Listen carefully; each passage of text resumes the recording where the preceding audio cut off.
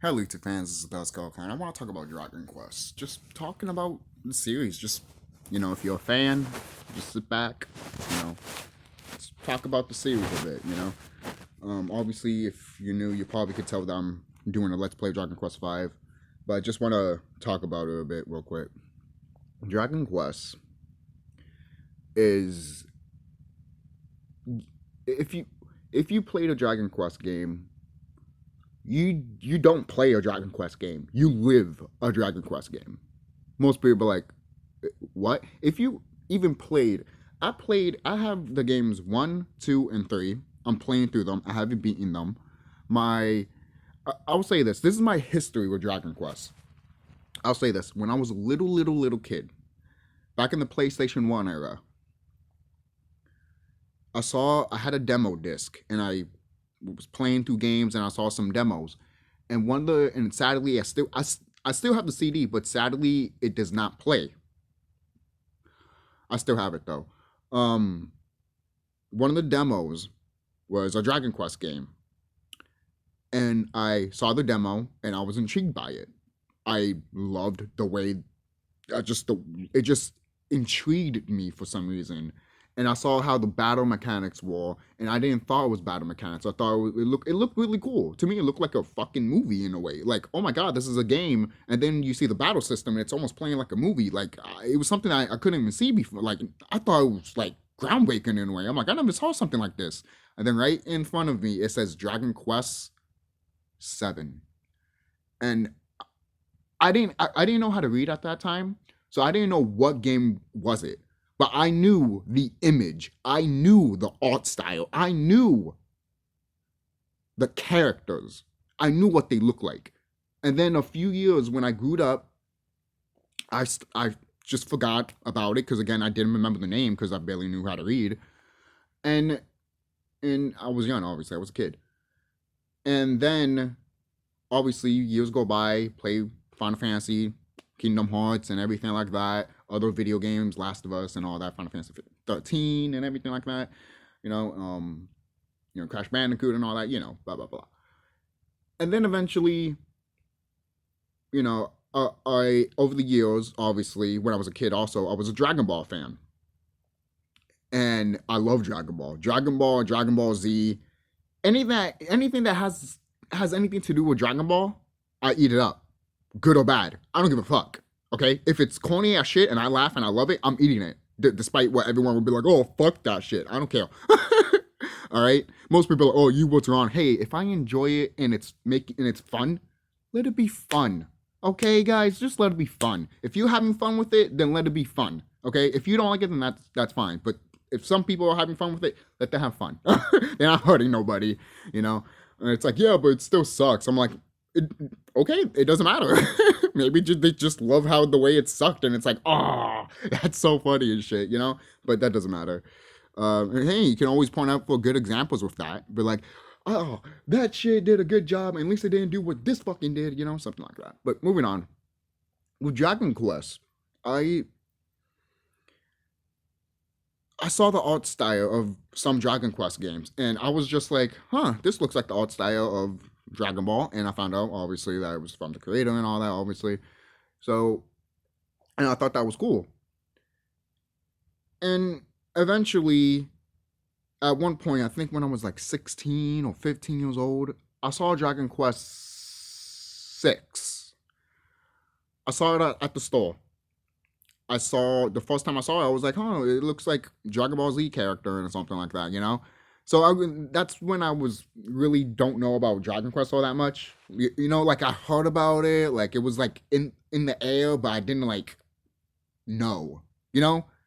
Like you always think to yourselves, hey, there should be a game that's just this, and then you realize that there was just hanging over your head or in the back of you this whole time. You just didn't look or didn't find it because you were busy playing other games, or you just didn't know because you didn't have the internet around the time, or just because you just didn't care in a way. Like it wasn't brought to you, like no one didn't tell you, dude, did you play this shit? And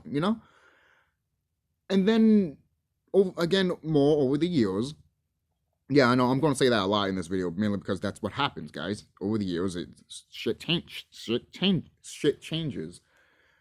And when I started realizing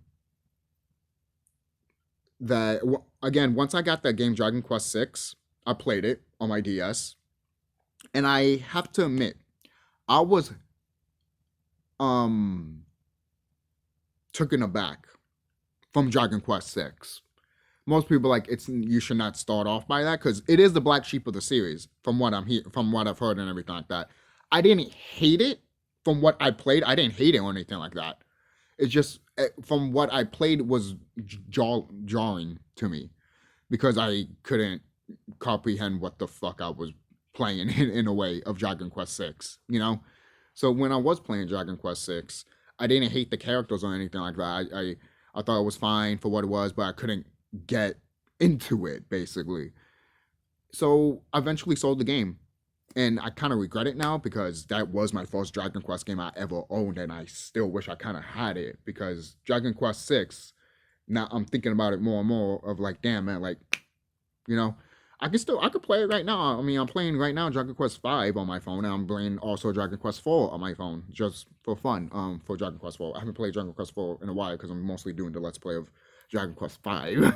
I'm also playing Dragon Quest 11, which I beat Dragon Quest 11, which is, if you have not played Dragon Quest 11, shut this video off, get the game any way you can, beat it, beat the post game, and come back. I haven't beat the post game. I'm just doing some side stuff because the game is just like you can go straight to the boss, and I'm like, okay, let me do a few side stuff. But now I just want to go straight to the boss because I was trying to do one thing in Dragon Quest 11, and I kept like losing and all that. I couldn't figure it out, so I'm just like. But I did figure it out. I just haven't done it yet. I'm just like, it's just that one enemy because that enemy is kind of like difficult to like. Post game is hard. You think the old Dragon Quest games are hard? Dragon Quest 11 post game will be like, welcome back, bitch. I'm like, oh god, oh that old school RPG. Some people hate it. I love it. I love it. I love that brutal mentality of that old gameplay style, baby. Hell yeah. Most people like, but the grinding and everything, it takes a toll of you. Yeah, it does. And I love it. Most people are like, why? That's bad. That's actually health risk. It actually is, to be quite honest. That's why you need to know when to stop. Even developers tell you, don't play longer than fucking 50 hours. And it's like, you're right. You're right. Don't play more than 50 hours of an RPG if it's heavy, grindy level type of shit, you know? Dragon Quest V is not like that. And the old Dragon Quest games are. So if you are going to play those old ones, don't spend 50 hours just playing and grinding. Don't. You're going to kill yourself. 15 minutes at least a day. The new ones, you could, in my opinion, you could go as long as you want. Because it's just more funner that way. And plus, there's auto battles.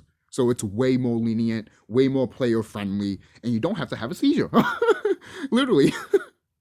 But I do love the auto battles that you can choose from Dragon Quest. Not because I'm just a lazy turn-based RPG player that just likes to put auto battle. No, I am not like that at all. Some of my best RPG games that I love are turn-based, all right? That's why I've been screaming for years to tell Square Enix, making turn-based Final Fantasy main one, you know? But, hey, I guess we'll never get that. Oh, just play Dragon Quest. And that's the thing, let me go back to that. Dragon Quest has filled that void. And I think Square Enix knows that. And I think that is what they're going to keep now. If you want a good classic, good RPG, play Dragon Quest or Persona or the Shin Megami Tensei series. Other than that, fuck off. And it's like, what, like you have probably 3 main line turn-based RPGs and the rest are probably indies and fan ones. Obviously, Pokemon is one of them, is turn-based. But that's probably changing also in a way. I could see Pokemon become action RPG, which a lot of people probably would not want. But a lot of people will be like, open to it, or probably be like, who cares? Me, I already see that with Pokemon already because the way the American audience is. I'm sorry, I do have a problem with that. Oh, it's I don't want to get into a tangent with that. Back to why I love about Dragon Quest. But what I love about Dragon Quest is that the fans and the in the groups are so kind. Dragon Quest fans are the most greatest fans I've ever met in my life. I've never seen no bad comments of any of them. Like, we all disagree with each other. Yes, but we never talk shit to each other. I love the community of Dragon Quest, man. The community of Dragon Quest, I love you guys. I love you. I really do. If you were like, if Kingdom Hearts community and Final Fantasy community can look at that and learn from it, it'd be, I would literally think Final Fantasy and Kingdom Hearts would be a lot better of a franchise right now, in my opinion. In my opinion. That's just me. That's just me as a gamer. You know? You might disagree, and that's fine. That's fine. You know? But that was a breath of fresh air when I just went to the community of Dragon Quest. I'm just like, it was. This is what this game has done to people, guys. Dragon Quest is more than a game, it's a lifestyle. Hell, the whole like mythos of like, oh, they can't have a Dragon Quest game during the weekend because people will lose jobs and the economy of Japan will drop. Hey, most people might say it's fake, some people might think it's real. You know, to me, I won't fucking goddamn deny it if it was real, because it's life. It's life. It really is. And in a spiritual enlightenment way, there's a reason why that game makes fucking money in Japan. And there's a reason why people love it here in America that much. In a spiritual and enlightenment way. But I'm not going to go deep into that, but I just want to put that seed in you to know that maybe these developers know more than what they're letting on. And they do. They really do. They just want to stay shut because they get in trouble by the law. But hey, oh, what are you talking about? Yeah. You see how it is? That's how normal Americans are. But yeah, in the other life, in other Japan, they will know and understand all of that shit because they put it in their games like Dragon Quest 11. Dragon Quest 11 tells you so much about literally your ancient history. But Dragon Quest 11 is, again, one of the best Dragon Quest games of all time, you know? I can't think of a bad Dragon Quest game, like the main ones. There's probably like I heard the Wii ones are not that good, and obviously Dragon Quest 6 is not that good from what I've heard. But other than that, from everything, it's pretty solid, you know. And again, the community just embraces each other. You know, what do you love? Dragon Quest 9. What do you love? Dragon Quest 3. You know, what do you love? Dragon Quest 11. I'm just like, you know, it's not like the Kingdom Hearts community or the fucking, again, Final Fantasy community when you're like, oh, I like Final Fantasy 7 or I like a Final Fantasy 6 or I like Kingdom Hearts 2 or I like Kingdom Hearts 1, and then all of a sudden people like fighting over each other which one they like better, and it's like, and especially if someone doesn't like, say if someone likes Birth by Sleep and someone likes Kingdom Hearts 2, they will look at people that like Birth by Sleep and be like, dude, that game sucked. Fuck you, basically. And it's like, it's sad. It's sad.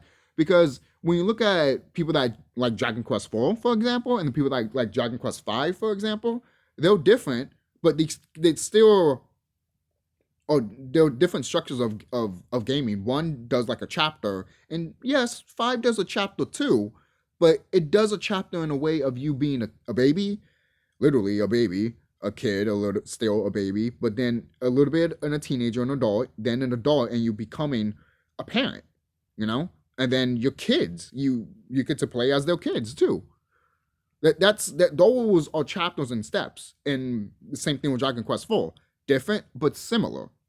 And the fact that there are two communities that love these games and can look at it and be like, yo, and talk differently about which one is the same and which one's different is great. But you will never see that with Final Fantasy or Kingdom Hearts. Now, I'm not saying all of the Kingdom Hearts community and all the Final Fantasy community people will act that way. No, it's just there's such a small portion of us loyal and love fans that it's just Square Enix is trying to pull us away, and they actually pulling us. In my opinion, for me, this is what I'm feeling. I feel like Square Enix is pulling their hardcore fans that literally love turn-based and literally love what Kingdom Hearts was and what Final Fantasy was to Dragon Quest.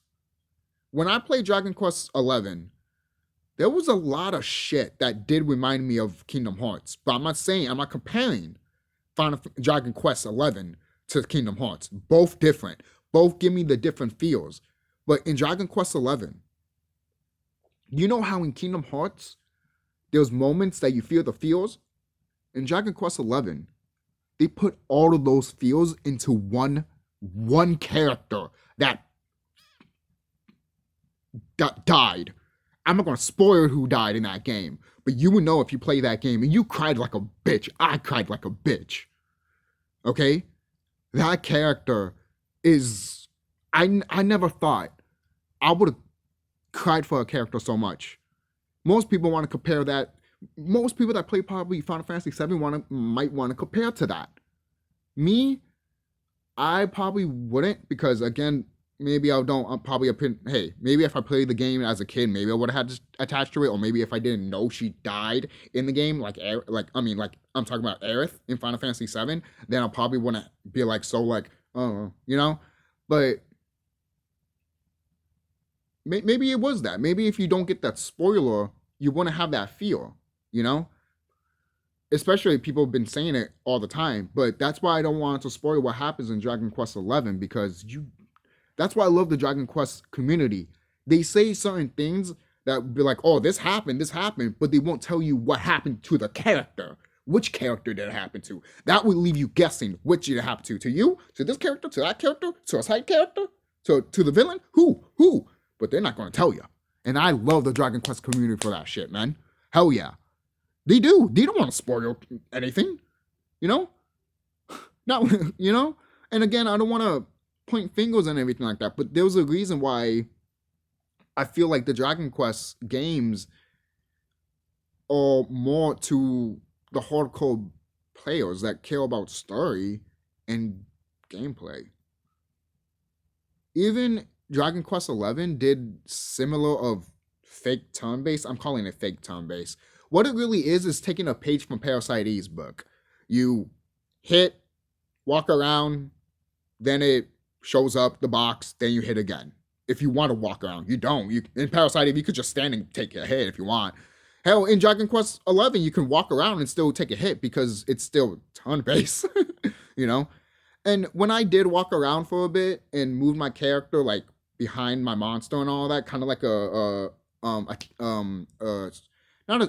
it's like a tactic game. That was fun. I actually liked that. And I hope they do keep that in future Dragon Quest games. Some people might be like, oh no, but hey guys, they still kept the traditional turn base. That's what I loved about Dragon Quest so much. They gave you a compromise as fans. Did Square Enix did that with Final Fantasy? No, that's why. What do you think Final Fantasy has such an identity crisis? It doesn't know what it wants to be. But yet, Dragon Quest is fine. It knows what it is. Will you like it or not? It knows what it is. Join if you love it. If you don't, it's fine. Go somewhere else then. You know? Because this is a community that cares about these games and cares about the story and these characters, man. There's so many characters that people have been so, in a way, attached to. Because they've been a part of their lives. I've said in the beginning, Dragon Quest, you don't play Dragon Quest, you live it. And that's what you do. You live Dragon Quest. You don't play it, you live it. You live Dragon Quest. Okay? Dragon Quest V is a perfect example of you living a Dragon Quest. You don't play, you live. Okay? And that's more than I can say from a lot of games today. I think Dragon Quest is the only franchise that can make me feel I'm actually living the game and not playing the game. I'm dead serious. And most people are like, you never felt that from any other game? I'm dead serious. I never felt that from any other game. Not from Grand Theft Auto, not from Call of Duty, or from any other game that you can think of. Only Dragon Quest. Why? Why did Dragon Quest makes me feel that, but no other game doesn't? I think the answers speak for themselves from the games and why people love them. And obviously, judging from Japan too. That's like a fucking holiday over there. Tell me what you guys think, and don't forget to like, comment, and subscribe.